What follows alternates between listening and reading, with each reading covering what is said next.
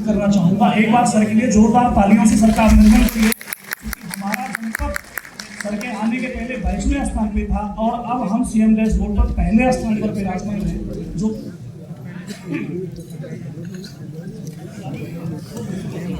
कोई ना समर्थ उत्तर प्रदेश, विकसित उत्तर प्रदेश कार्यक्रम में मंच पर उपस्थित डायरेक्टर IVRI डॉक्टर त्रिवेणी सिंह जी, मुख्य अतिथि के रूप में उपस्थित श्री प्रशांत कुमार साहब, पूर्व पुलिस महानिदेशक उत्तर प्रदेश श्री सौरभ बाबू साहब, प्रमुख सचिव सहकारिता एवं नोडल ऑफिसर जनपद बरेली श्री रमाशंकर मौर्य जी, सेवानिवृत्त IAS श्री अशोक कुमार अरविंद जी, सेवानिवृत्त कुल सचिव डॉक्टर अशोक कुमार वर्मा जी, सेवानिवृत्त प्रधान वैज्ञानिक IVRI DIG sir, SP city साहब, CDO साहब, कार्यक्रम में उपस्थित हमारे जनपद के विभिन्न कोनों से आए हुए हमारे सम्मानित किसान भाइयों बहनों, अन्य उपस्थित सम्मानित अतिथिगण, पत्रकार बंधुओं, सबसे पहले तो मैं मंच पर उपस्थित मंचासीन अतिथिगण को इस बात के लिए और आप सभी लोगों को इस बात के लिए धन्यवाद देना चाहूँगा, आभार व्यक्त करना चाहूँगा कि आप लोग अपने बहुमूल्य समय में से कुछ समय निकाल कर यहाँ पर आए। आपने जो हमारे एक्सपर्ट्स के लेक्चर्स थे उनको बहुत धैर्यपूर्वक सुना, अपने बहुत ही अच्छे सुझाव दिए। निश्चित रूप से आगे भी अभी ये 1 महीने तक चलेगा। ये जो पूरी एक्सरसाइज है इसमें कोई प्रयास किया जा रहा है शासन की तरफ से कि 25 करोड़ की जो हमारी जनता है एक एक घर में जाएं, एक एक व्यक्ति से उसका सुझाव प्राप्त करें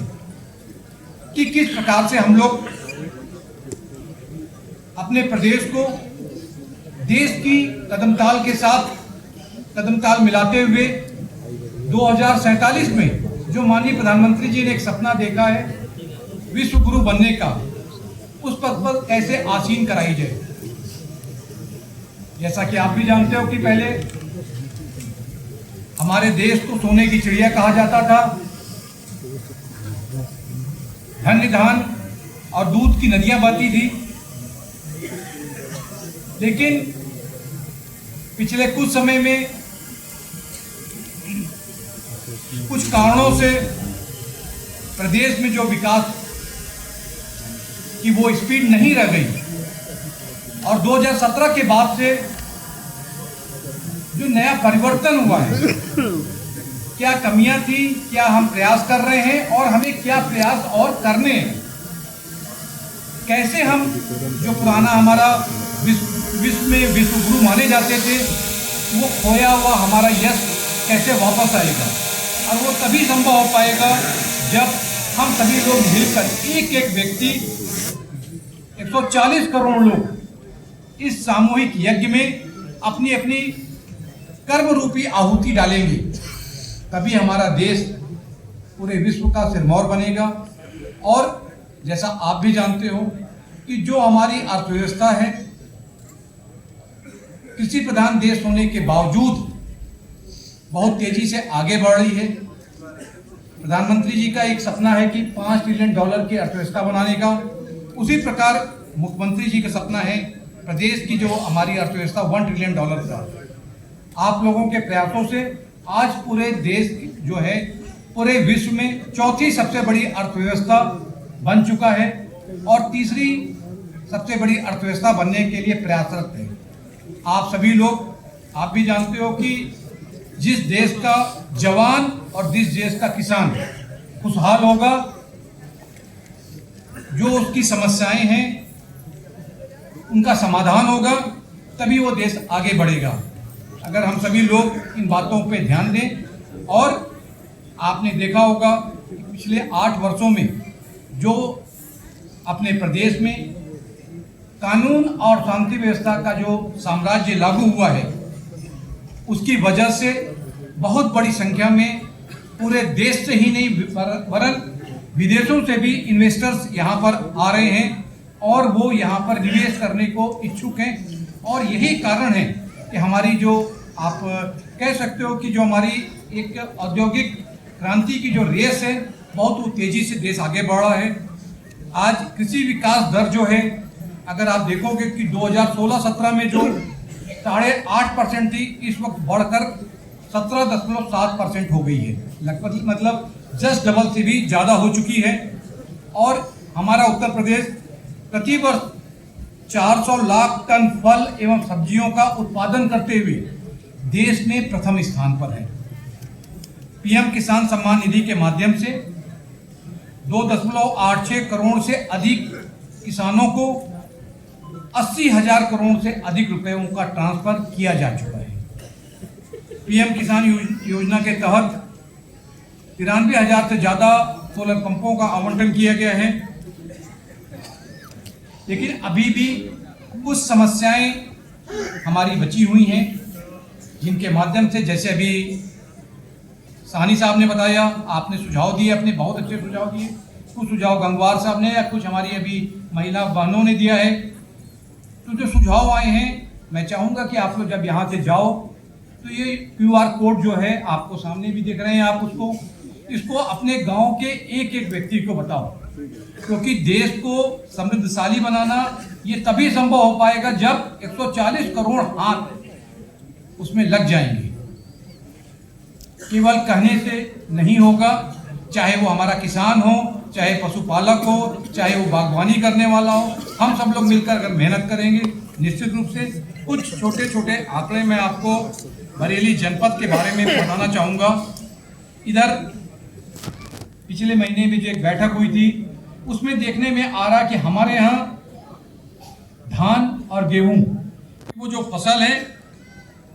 उसमें उसको बोने में किसान भाई % गिरा है। लेकिन दूसरी तरफ जो ऑयल सीड्स है, दलहन और तिलहन, बहुत ही ज़्यादा आशातीत, उसमें कह लीजिए आशा से ज़्यादा उसमें प्रगति हुई है। 56% से ज़्यादा उसमें ग्रोथ हुई है। उसका मुख्य कारण है कि ये हमारे कैश क्रॉप है। इसी प्रकार से अगर आप देखो तो जो हमारी प्रधानमंत्री किसान सम्मान निधि है, जनपद में 5.5 लाख किसानों के खातों में 1803 करोड़ से ज्यादा रुपए DBT के माध्यम से ट्रांसफर किए जा चुके हैं। इसी प्रकार से चाहे प्रधानमंत्री फसल बीमा योजना से अब तक 4.65 करोड़ की क्षतिपूर्ति का भुगतान प्रधानमंत्री फसल बीमा योजना के माध्यम से किया जा चुका है। कृषि यंत्रीकरण योजना हो, सोलर पंप योजना हो, चाहे पंडित दीनदयाल उपाध्याय किसान समृद्धि योजना हो, खेत तालाब योजना, डिजिटल क्रॉप सर्वे, एग्रीस्टिक योजना और PKVY के माध्यम से लगातार प्रयास किए जा रहे हैं कि किसानों के जीवन में समृद्धि आए। अभी यूरिया को लेकर कुछ जगहों पर समस्याएं सामने आई थी, लेकिन अपने जनपद में लगातार हम लोग कोशिश करते रहे कि हमारे किसान भाइयों को कहीं से भी यूरिया की दिक्कत ना हो। और मैं बताना चाहूँगा कि पिछले वित्तीय वर्ष की तुलना में इस बार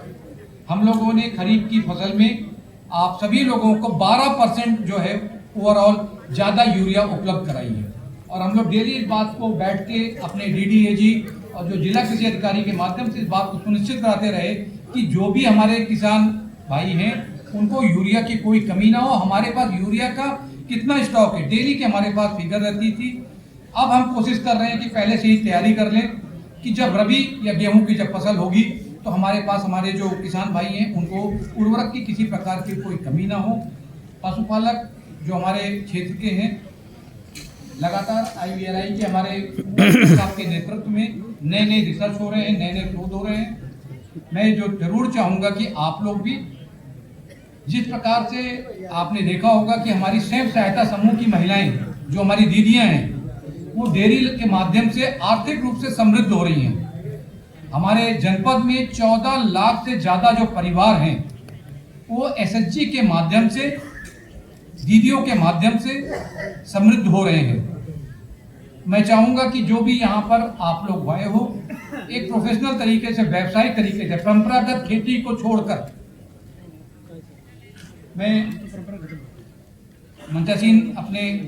अतिथिगण को बताना चाहूँगा कि सर, पहले जो खेती होती थी, मेरे घर भी खेती होती है, अक्सर मैं देखता रहता था कि जो भी सानी साहब बात बता रहे थे कि साहब no profit no loss sir, ये आज से काफ़ी आप समझ लो कि 2014 या 15 की बातें मैं बता रहा हूँ, नो प्रॉफिट नो लॉस पे। लेकिन अब मैं देखता हूँ कि जब से हम लोगों ने व्यावसायिक तरीके से उस खेती को, जैसे आपने कहा ड्रैगन फ्रूट के बारे में, सर हमने ड्रैगन फ्रूट के बारे में जो आपने कहा, इस वक्त इसको एनर्जी फ्रूट भी कहा जाता है। और आपने कहा कुछ ऐसे कंट्री हैं जिनकी पूरी इकोनॉमी इस फ्रूट पे, इस पर डिपेंड हो रही है। मिर्जापुर में गवर्नर मैडम ने इसको, मिर्जापुर को ड्रैगन फ्रूट का हब, बनाना का हब डिक्लेयर किया था। तो अगर आप लोग बागवानी या इस प्रकार की जो चीज़ें पशुपालन वाली अगर व्यवसायिक तरीके से करोगे तो निश्चित रूप से मुझे पूरा विश्वास है कि जो किसानी जिसको कुछ लोग गाँव में छोड़कर बाहर जा रहे हैं, पलायन हो रहा है, क्योंकि मैं भी कई बार सोचता हूँ जिनके पास इतनी बड़े खेती होती है, जिनके पास 60 एकड़ 100 एकड़ या बीघों में कह लो, उनके बच्चे क्यों बाहर जा रहे हैं कुछ छोटी सी नौकरी के लिए। जबकि अगर आप गांव में ही रहो और परंपरागत तरीके से जो खेती को छोड़कर आप व्यावसायिक तरीके से खेती करिए तो निश्चित रूप से आप पाओगे कि जो नौकरी है उसकी तुलना में आपका अपना जो परंपरागत ये जो आपकी खेती है बहुत ज़्यादा फायदा और आर्थिक रूप से लाभ देने में सफल होगी। मैं अपने सभी भाइयों को एक बार पुनः धन्यवाद देते हुए ये अनुरोध करना चाहूँगा कि पूरा जिला प्रशासन एवं सभी विभाग के लोग आपके साथ कंधे से कंधा मिला के खड़े हैं। हम कुछ दिन बाद इस तरह की बैठकें जो एक निर्देश पे पहली बार हो रही है, मतलब जो QR कोड के माध्यम से आपके सुझाव आमंत्रित किए जा रहे हैं, हम लोग निकट भविष्य में भी कोशिश करेंगे कि जल्दी थोड़े ही अंतराल पर इस प्रकार की बैठकें होती रहें। हम आपको नई नई योजनाओं के बारे में बताते रहें, हम आपके सुझाव आपसे लेते रहें और उन सुझावों पर अमल करते हुए देश को और प्रदेश को विकसित भारत, विकसित प्रदेश, आत्मनिर्भर भारत, आत्मनिर्भर उत्तर प्रदेश, उसकी श्रेणी में लाकर खड़े करते हैं और अपने प्रदेश को पूरे देश का नंबर 1 प्रदेश बनाएंगे। ऐसा संकल्प लेकर यहाँ से जाएंगे। जय हिंद, जय भारत।